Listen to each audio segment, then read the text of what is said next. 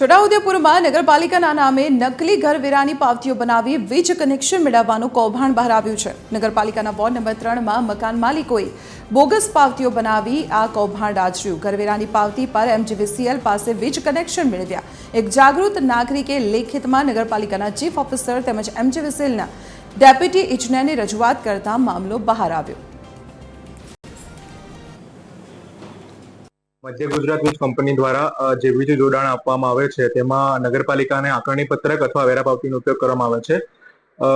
2 अठवाडिया पहेला मध्य गुजरात वीज कंपनी द्वारा नगरपालिकाने पत्र व्यवहार करवामां आव्यो हतो के जेमां 3 થી 4 જેટલી વેરા પાવતીઓ खोटी होवानुं ए लोकोए जणाववामां આવ્યું હતું।